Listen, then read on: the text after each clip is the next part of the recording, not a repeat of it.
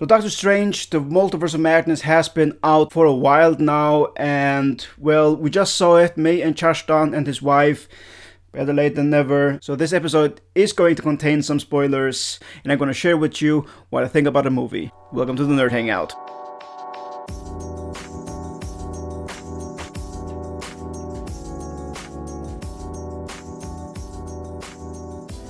Yeah, hi guys, welcome back to the show. So now finally, the Multiverse of Madness, Doctor Strange, has been released, and this has been a very anticipated movie.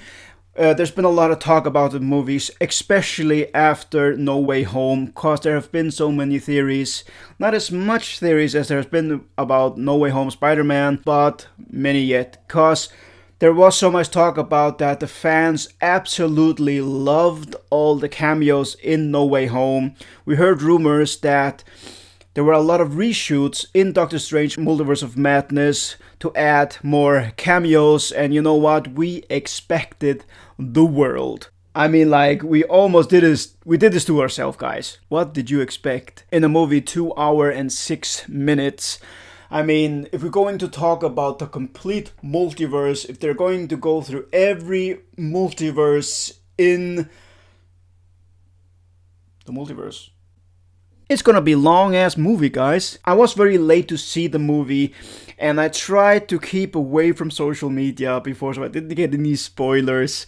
It's very hard, you can't go anywhere, because you see it everywhere. TikTok, Instagram, YouTube, Facebook, everywhere. Because people like me, the Nerdverse, love to talk about and share our opinion about content just like this. But I got a glimpse of a text that said that the Multiverse of Madness is more madness than multiverse. And after so many discussions and expectations about interacting with other universes, that was kind of disappointing. But I went in the movie theater anyways, open-minded, because I want my own opinion about these things. I always say that, it's always going to be that way, because sometimes I have a little, my opinions are maybe just not as universal as so many others out there. So going through the movie, I do understand what you guys meant, but to give the movie a bad review because of that is madness in my mind. Did you see what I did there? I absolutely loved the movie. I think it was awesome. I love the character of Scarlet Witch, and Elizabeth Olsen plays her phenomenally. She is so badass. I mean, the story arc all the way from the Avengers Age of Ultron through all the other movies we see her. You see her development from just being this powerful being. She's called a witch in Age of Ultron also, where she uses a lot of this manipulation and stuff like that. And she's considered a villainous, but she turns and she becomes one of the Avengers in future movies. She bonds a relationship with Vision, and she absolutely breaks when Vision dies. Jumping forth to the Disney Plus Wandavison series, like I told you guys, go watch those series. It's all connected in the cinematic universe, the MCU universe. If you don't see it, there are plot holes maybe in Multiverse of Madness that you don't understand. And I'm very happy that I said it in this episode, where I talked about being excited for Marvel again. The series are there for a reason. They are connected. I've always loved when everything is connected and it makes sense. That is why I love the MCU. Okay. Connected. Some things are maybe a little bit hard to explain, like plot holes and No Way Home. Let's not get into that. But you know what I mean, guys. So after seeing that series and seeing the connection in the Multiverse of Madness, I loved it. Again, spoilers, guys. There's a lot of spoilers in this. When Wanda loses Vision, she goes to this secluded place. She takes over the whole community there and brainwashes them and lives in a pocket reality that she has created with her powers. She builds a family, and as the series go on, that illusion reality breaks and she loses her children who have actually never existed. And she faces off Agnes. She gets the hand on this. Why can't I remember the book? She gets her hands on the book, The Darkhold. That was it called? The Darkhold. It just completely slipped my mind. And there, in the end of Wandavison, you see her become the Scarlet Witch. So seeing her as just Wanda in the Avengers movies to the Infinity War saga, and then turning into the Scarlet Witch is so cool, because when she becomes the Scarlet Witch, she becomes this ultimate powerful being. And I know I've heard somewhere that she is one of the most powerful beings in the MCU. You can tell me in the comments if you disagree, or if I'm mistaken, or both. But seeing her in action in the Multiverse of Madness makes me confirm that, because she really kicked ass. I mean, she was a force to be reckoned with. It seems like she's been holding back, and she even hints to this in the movie, and gets them to be prepared for the full force of her wrath or power. And man, does she do that. I mean, she just walked through the multiverse and there's nothing stopping her. So there are most definitely points in the movie when you think, how are they gonna get out of this? So Madness, yeah, most definitely is a good title. I do love Sam Raimi's horror point of view in this movie. This is the scariest Marvel project in the MCU yet, and I loved it. Some of it was a little bit funny, borderline goofy, but it worked. I mean, you got that hint of Evil Dead, you couldn't help it.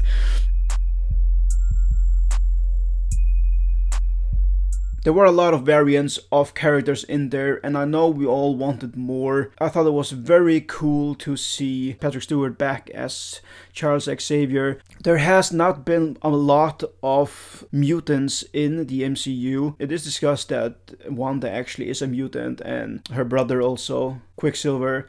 And now you see Charles Xavier and others. So I am really excited to see how are they going to implement the mutants in the MCU, and we all thought that this movie were going to hint a little bit more about it. I think it kind of failed my expectations of that, but I mean, they haven't failed us yet, so I do believe that will be coming in the future. We really do want to see the Wolverine again. We really do want to see all the X-Men being portrayed in the MCU universe. Now, okay, we've all seen it in the Sony universe, and we really hoped that they would enter the Sony universe where we could see a little bit more cameos from the X-Men team.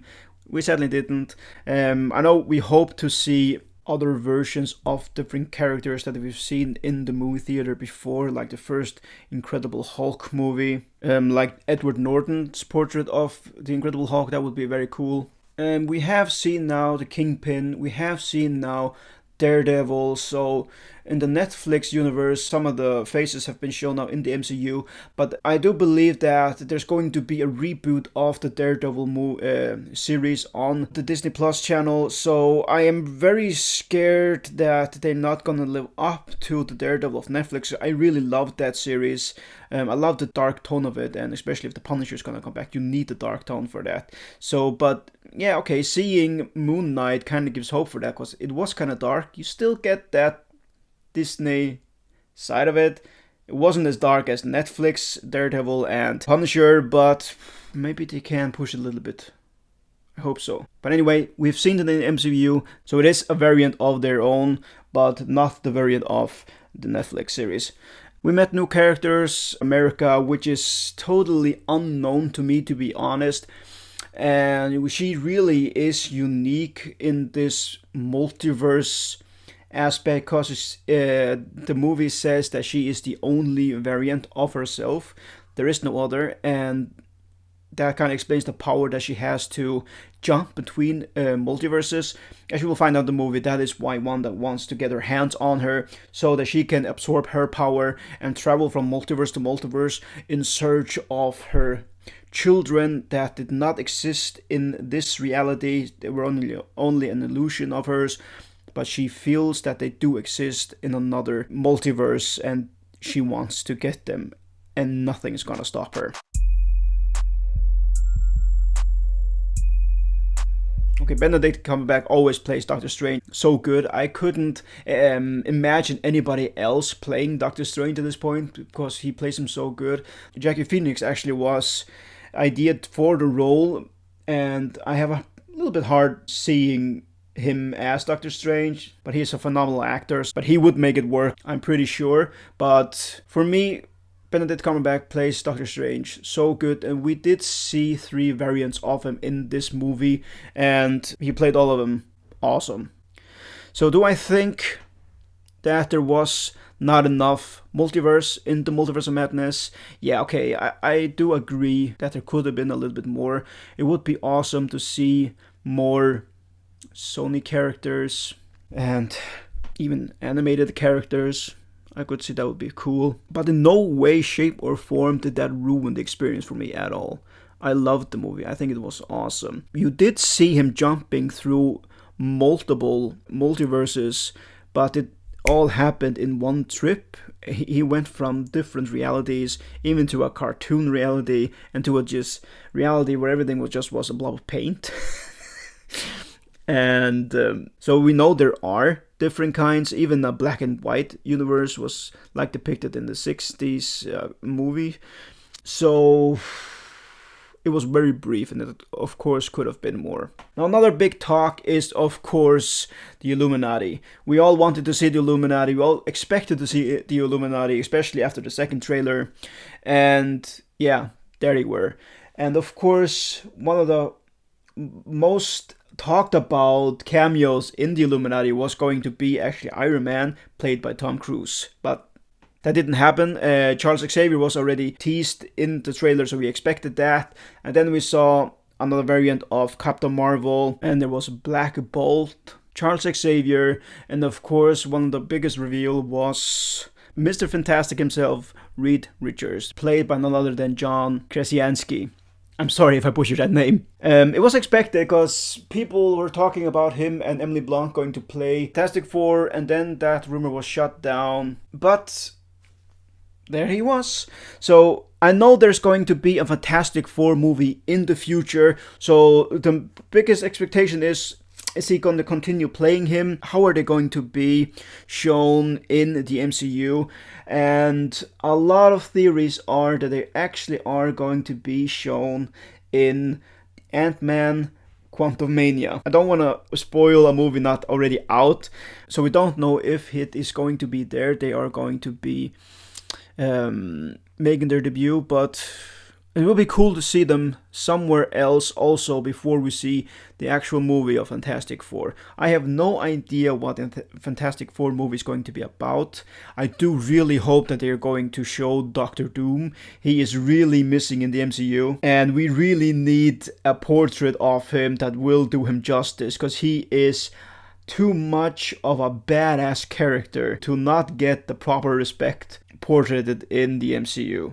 But nevertheless, it is going to be excited. Another thing that I talked about before with the Disney Plus series, Loki is going to have a lot of things that you probably are going to miss if you watch Ant-Man Quantumania without watching this series, because there are things going to happen in the Loki series which I am almost positively sure about will happen or will be talked about or will make sense in Ant-Man Quantumania. So go watch those series, guys, so you are updated with all the details of the movies in the MCU coming now in the theaters. So it is excited to see what will be next. What will the MCU bring to the table?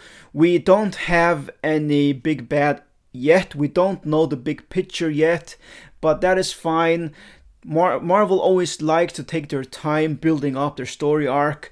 There are a lot of different ways to go for the MCU now. We have the multiverse, we have the timelines, we have Kang the Conqueror, we have the Eternals, the Celestials. And we have Gore, the God Butcher, coming up in Thor Love and Thunder. So there are many ways Marvel can go, which also makes it very hard to predict what is going to happen, or which way they are going to go with everything, where everything is going to line up, what is going to be the big bad, like Thanos in the future, or are they going to be multi kind of things? We know that the Secret Wars is coming also, so it's hard to say which way they're going to go, but I do believe one thing for sure is I think it's really exciting. There's one thing that I do love with Marvel: they take their time and they give a lot of material out to take it slow and make it awesome compared to the DC universe. Just start somewhere and take it easy, a movie at a time. Come on, DC. Anyway, that's all I have for this episode, guys. Tell me what you like about the Multiverse of Madness, Doctor Strange. Tell me in the comments, do you agree with what I said? Do you disagree with what I said? Let's meet up in the comments so we can have a discussion about it. If you like the material, give me a like. If you want to see more material just like this, be sure to subscribe, guys.